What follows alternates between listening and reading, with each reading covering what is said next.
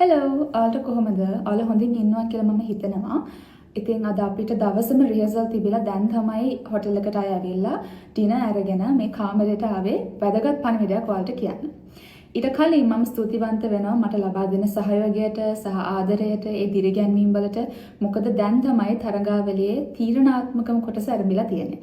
ඉතින් ඔයාලා ලබා දෙන ආදරය සහ සහයෝගය මට ගොඩක් වටිනවා මේ වෙලාවේ. ඒත් එක්කම හුඟක් දෙනෙක් අහන ප්‍රශ්නය තමයි අපිට තවමත් තරගාවලියේ ඉදිරියට යන අවස්ථාවක් තියෙනවද කියන එක. අපිට අවස්ථා ඕන තරම් තියෙනවා. ඒ අවස්ථාව ගන්න කොහොමද? එතනට අපි යන්නේ කොහොමද? ඒකට කොහොමද ඔයාලගේ සහයෝගය අවශ්‍ය වෙන්නේ කියලා කියන්න තමයි මම ආවේ. මම ඔක්කොටම කලින් කියලා ඉන්නම් මිස් වර්ල්ඩ් තරගාවලියේ ප්ලේස්මන්ට්ස් හදන්නේ කොහොමද කියලා. මම හිතනවා ඒක කියලා පටන් ගත්තොත් ඔයාලට අදහසක් තියෙයි කොහොමද උදව් කරන්න ඕනේ, ඊට පස්සේ මොකක්ද වෙන්නේ කියන එක. 2025 තරඟාවලියේ තරඟකාරණියන් ඉන්නවා 108 දෙනෙක්. එතකොට දීර්ඝ කාලීනව ගත්තම මේ තරඟාවලියේ මිස් වර්ල්ඩ් තරඟාවලියේ තරඟකාරණියන් යාලා මහද්වීප 4කට බෙදෙනවා. ඒ 4 තමයි ඇමරිකා සහ කැරිබියන්, ඊට පස්සේ යුරෝපය, ඊට පස්සේ ඉන්නවා ඇෆ්‍රිකා and then ඒෂියා සහ ඕෂියානියා. එතකොට මේ විදිහට 4කට බෙදලා කියන්නේ ඇමරිකා සහ කැරිබියන් එකක්, ඇෆ්‍රිකා එකක්, යුරෝප් එකක්, ඒෂියා සහ ඕෂියානියා එකක්. එතකොට මේ විදිහට කණ්ඩායම් 4කට බෙදලා තමයි එයාලා ඒ තෝරා ගැනීමේ කටයුතු සිදු කරන්නේ. එතකොට මේ මිස් වර්ල්ඩ් තරඟාවලියේ පළවෙනි ප්ලේස්මන්ට් එක පටන් ගන්න top 40. ඒ කියන්නේ 40 දෙනෙක් තෝරනවා මේ ඇවිත් ඉන්න 108 දෙනාගෙන්ම. මේ 40 තෝරන්නේ මෙහෙමයි. දැන් මහද්වීප 4ක් තියෙනවානේ. ඔය 4ෙන් top 10 තෝරනවා. එතකොට ඒ top 10 එකතු වෙලා තමයි මහද්වීප 4ෙන් පළවෙනි 40 හැදෙන්නේ. ඊට පස්සේ අපි යනවා top 20. ඒ කියන්නේ අර 40න් භාගයක්ම කැඩිලා 20ක් එනවා. මේ 20 හදන්නේ ඒ අර ගත්ත top 10 ඉන්නවනේ. ඒකෙන් 5 දෙනෙක් තෝරලා. ඒ කියන්නේ ඇෆ්‍රිකා වලින් 5යි, ඒෂියා සහ ඕෂියානියා 5යි, යුරෝප් 5යි, ඇමරිකා 5යි. ඒ විදිහට තමයි 20 හදන්නේ. ඔය 20 හැදුවට පස්සේ එයාලා ඒක top 8 කරනවා. top 8 කරද්දී අර එක මහද්වීපකෙන් 5 දෙනා ගන්න ගත්ත එකෙන් දෙන්නයි ගන්න. ඒ කියන්නේ එක මහද්වීපකින් දෙන්නෙක් තමයි අවසාන 8 දෙනාට යන්නේ. මේ 8 දෙනාත් ආයෙ බෙදනවා 4කට. මේ තමයි ෆයිනල් 4. ඒ කියන්නේ මහද්වීපෙන් එක ගානේ. එතකොට ඇමරිකාවෙන් එක්කෙනයි, යුරෝපයෙන් එක්කෙනයි, අප්‍රිකානු කලාපයෙන් එක්කෙනයි සහ ආසියාවෙන් එක්කෙනයි. මේ 4 දෙනාගේ එයාලා දෙනවා 3 වෙනි ස්ථානය, 2 වෙනි ස්ථානය සහ මිස් වර්ල්ඩ්. ඉතින් මේ විදිහට තමයි ඔය ප්ලේස්මන්ට්ස් කියන ටික හැදෙන්නේ. දැන් මම කතා කරන්න යන්නේ මිස් වර්ල්ඩ් එකේ තියෙන ෆාස්ට් ට්‍රැක් ඉවෙන්ට්ස් ගැන. මම හිතන්නේ ගොඩ දෙනෙක් ඒව මොනවද කියන එක දැනගත්ත පහුගිය කාලය තුල. හැබැයි ඒකෙන් තියෙන බලපෑම මොකක්ද කියලා ගොඩක් අය දන්නේ නැහැ. ඒතකොට මේ ෆාස්ට් ට්‍රැක් ඉවෙන්ට්ස් ටික තමයි Beauty with a Purpose, Sports, Talent, Multimedia Challenge, Head to Head Challenge සහ Top Model. එතකොට මේ විදිහට තමයි මේ ෆාස්ට් ට්‍රැක් ඉවෙන්ට්ස් කීපය හැදිලා තියෙන්නේ. මීට කාලයකට කලින් යාළගේ බීච් බියුටි කියලා ස්විම්සුට් රවුන්ඩ් එකකුත් තිබුණා. හැබැයි 2002 වර්ෂයේ ඉඳලා මම හිතන්නේ ඒක මිස් වර්ල්ඩ් තරඟාවලිය අද වෙනතුරු ඒ ස්විම්සුට් රවුන්ඩ් එක නැහැ. එතකොට මේ ෆාස්ට් ට්‍රැක් ඉවෙන්ට්ස් එක ගත්තම එයාලා ඒ ෆාස්ට් ට්‍රැක් ඉවෙන්ට් එකේ එක විනර් කෙනෙක් ගන්න තෝරනවා එක කොන්ටිනන්ට් එකකින්. සමහර ඉවෙන්ට්ස් වලට එහෙම කරේ නැහැ. උදාහරණයක් විදිහට ස්පෝර්ට්ස් ගත්තම යාලා කොන්ටිනන්ට් එකකින් එක ගන්න තේරුවේ නැහැ. එතනදී කරේ ඕවරෝල් ඔක්කොටම තරම් කරන්න දීලා 1 2 3 තේරුවා. එතකොට මේකේ විනර් ඉන්නවනේ. මේ විනර්ට අවස්ථාවක් ලැබෙනවා ඔටෝමැටිකලි top 40 යන්න. එයාගේ කොන්ටිනන්ට් එකේ. මම කලින් කිව්වේ එක කොන්ටිනන්ට් එකකින් 10 දෙනෙක් තෝරනවා කියලා. එතකොට මේ 10 දෙනාව තෝරන්නේ ජජ් පැනල් එකකින් ඉන්ටර්ව්ස් කරලා සහ අපේ මේ දැනට හිටපු කාලය තුළ තියෙන හැසිරීම බලලා. හැබැයි මෙයා වාසනාවන්තයි. මෙයාට කෙලින් මේ ප්‍රශ්න මුකුත් නැහැ. කෙලින්ම top 40 යන අවස්ථාවක් ලැබෙනවා. එයා ඒක වින් කරපු නිසා. ඒකට තමයි එහින් අපි කියන්නේ ඒකට fast track events. එතකොට ටැලන්ට් එකත් එහෙම ටැලන්ට් එකෙත් කොන්ටිනන්ට් එක ගානේ නෙමෙයි තේරුවේ. ඒකෙත් කරේ ඕවරෝල් ඔක්කොටම තරම් කරන්න දීලා මමත් ඒකේ ෆයිනලිස්ට් කෙනෙක්. ඒකේ ඒ පළවෙනිට ආපු කෙනාට එයාගේ කොන්ටිනන්ට් එකෙන් top 40 යන අවස්ථාවක් ලැබුණා. එතනදී ඉන්දුනීසියාවට තමයි අවස්ථාව ලැබුණේ. එතකොට ආසියාව කියන කලාපෙන් එයා ඔටෝමැටිකලි දැන්ටම top 40 වල ඉන්නවා. එතකොට head to head challenge එකෙත් එහෙමයි. head to head challenge එකේ වෙනසක් තියෙනවා. ඒකේ එක මහද්වීපයකට එක්කෙනා ගන්න තමයි තේරුවේ. එතකොට ඒ මහද්වීපවල ඒ තෝරපු කට්ටියට අර ඉන්ටර්වයුව එකේ මොනවා වුණත් එයාලට ඔටෝමැටිකලි top 40 යන අවස්ථාවක් ලැබිලා තියෙනවා.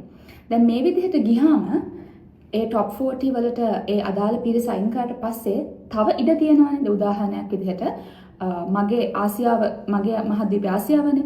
ඒක ගත්තම දැනට top 40 ඉන්නවා 3 දෙනෙක්. එක්කෙනෙක් තමයි ඉන්දුනීසියාව. මොකද එයා talent සහ beauty with a purpose ආසියාවෙන් ඒ දෙකම දින්නා. එතකොට ඉන්දියාව වින් කර top model එයා top 40 ඉන්නවා. ටර්කි වින් කරා තුර්කිය වින් කරා head to head challenge එක. ඒ කියන්නේ අර 10 දෙනාගෙන් තව 7 දෙනෙක්ට අවස්ථාව තියෙනවා ආසියාවෙන් top 40 යන්න. හැබැයි එතකම කියනවා top 40 ගියාට පස්සේ මේ සියල්ල බිඳුවක් බවට පත් වෙනවා. එතකොට අපි කලින් events වල අපි වින් කරාද නැද්ද? ඒ අවස්ථාවේ මොනවද කරේ කියන කදාල නැහැ. ඊට පස්සේ අපි ඉන්ටර්විව් වල හැසිරෙච්ච හැටි සහ අපේ overall අපේ ගතිගුණ එතකොට අපේ හැසිරීම බලලා සහ එතනදී perform කරන විදිහට ඒ කියන්නේ 31 රැප් perform කරන විදිහට ඒ පැනල් එකේනොත් බලලා තමයි ඊතුරු top 20, top 10, top 8 ඔය දෙක තෝරගෙන යන්නේ. මම කියන්නේ දැනට තව එක fast track event එකක් ඉතුරු වෙලා තියෙනවා. මේක win කරොත් ශ්‍රී ලංකාවට යන්න පුළුවන් top 40 අර වගේ automatically. ඒ කියන්නේ මට 31 රෑ වෙනකන් ඒ stage එකේ එතෙන්ට යනකන් ඉන්න ඕනේ නැහැ. මම top 40 ඉන්නවද නැද්ද කියලා දැනගන්න. මම ඒක දිනනවා කියන්නේ මම automatically top 40 යනවා. දැන් මම ඒක කොහොමද කරන්න කියලා කියන්න තමයි ආවේ. දැන් මේ multimedia challenge එකේදී අපිට use කරන්න තියෙනවා Miss World app එක. සහ ඒත් එක්කම Facebook, Instagram මෙන්න මේ දේවලුත් බලපානවා. එතකොට අපි මුලින්ම කතා කරලෙමු app එක ගැන. දැන් app එකේ හැමෝටම තියෙන ප්‍රශ්න තමයි follow කරන්න බෑ. error එකක් එනවා, එහෙම නැත්නම් block වෙනවා. මම ඒක ගැන මේ සංවිධානයත් එක්ක කතා කරාම දැනගන්න ලැබුණේ අර 10000කට ආවට පස්සේ එතනින් එහාට limit එක ඉවරයි. එතනින් එහාට follow කරන්න බෑ. මම හිතන්නේ app එකේ හදලා තියෙන විදිහ වෙන්නේ නැති කියලා මම හිතනවා. හැබැයි කලබල වෙන්න එපා. මොකද මට දැනගන්න මම කතා කරා සංවිධානයට මොකක්ද ඒකට කරන්න පුළුවන්. ඒකෙන් මට ප්‍රශ්නයක් වෙයිද? එතකොට එයාලා කිව්වේ app එකකින් බලලා නෙමෙයි විනව තෝරන්නේ. ඒ කියන්නේ app එකේ leader board එකක් යනවනේ. මේකේ පළවෙනියා වුණා කියලා එයා multimedia winner බවට පත් වෙන්නේ නැහැ. මෙතනදී යාලා බලන්නේ අපි මොනවද තෙලඟනා ප්‍රොමෝට් කරන්න කරලා තියෙන්නේ. එතකොට අපේ රටේ මිනිස්සු කොහොමද මට සහයෝගය දක්වන්නේ? එතකොට මට රටේ මිනිස්සුන්ගෙන් තියෙන හොඳ සහයෝගයක්ද? ඒ කියන්නේ positive attitude එකක් තියෙනවාද? එතකොට මම රටේ මිනිස්සු මේකට උනන්දු කරලා තියෙනවා. දැන් අවුරුදු ගාණක් අපේ pageant country එකක් විදිහට අපි කිව්වට අපි pageants වලට මිනිස්සු යවලා තිබුණාට අපිට ලොකු සහයෝගයක් කලින් ලැබිලා තිබුණේ නැහැ. හැබැයි අපිට ඒක දැන් දකින්න ලැබෙනවා. ඉතින් මම හරිම සතුටු වෙනවා ඒක ගැන. ඉතින් මම හරි කැමතියි Miss World සංවිධානයටත් ඒක දකින්න ලැබෙන්න තියෙනවා නම් ඒක හරි ලොකු දෙයක් විශේෂයෙන්ම ලංකාව වගේ රටකින්. මොකද මට international fan pages වලින් messages එනවා පළවෙනි වතාවට ඉතිහාසයේ පළවෙනි වතාවට මේ වගේ පුංචි රටකින් Miss World එකේ multimedia challenge එකට ඔන්න මෙන්න ඉන්නවා කියන එක කවදාවත් එයාලා දැකලා නැති දෙයක් කියලා. ඉතින් මෙතනදී ඔයාලා බය වෙන්න එපා Miss World app එකේ leader board එකේ ප්‍රශ්න ගැන වැඩි හිතන්න එපා. හැබැයි එහෙම කියලා වැඩි අතාරින්නත් එපා. අපි පුළුවන් තරම් උත්සාහ කරමු. මට කියන්න තියෙන්නේ follow කරන්න බැරි වුණත් මගේ comments වලට කියන්නේ post එකට comments දාන්න, likes දාන්න, engage වෙන්න පුළුවන් comments වලට like කරන්න. එතකොට ඔයාලට පුළුවන් මගේ Miss World app එකේ තියෙන එදාන post share කරන්න. එයාලටත් comment කරන්න පුළුවන්. එතකොට ඉතින් ওই විදිහට කරගෙන ගියොත් මම හිතනවා අපිට යම් කිසි තැනකට එන්න පුළුවන් app එකේ කියලා. ඊට අමතරව Facebook, Instagram දෙකෙත් පුළුවන් තරම් ඔයාලා engage වෙන්න සහ positive comments දෙන්න. ඒ කියන්නේ මම හිතන්නේ කලින් මේ ගැන කතා කරලා තියෙනවා. තෙලඟනා, ඉන්දියා කියන්නේ අපිට නුහුරු රටවල් නෙමෙයි. ඇත්තටම දැනටත් මම මෙහෙ ඉද්දි මට හිතෙනවා ගෙදර ඉන්නවා වගේ කියලා. ඉතින් මම හිතන්නේ මේ විදිහට positivity එක promote කරන්න පුළුවන් නම් ලොකු දෙයක්. ඉතින් මම හිතනවා මේ විදිහට ගියොත් ලංකාවට multimedia challenge එක දිනා ගන්න එක එච්චර අමාරු දෙයක් වෙන එකක් නැහැ. සහ මේක සිකුරාදා දවසින් ඉවර වෙනවා.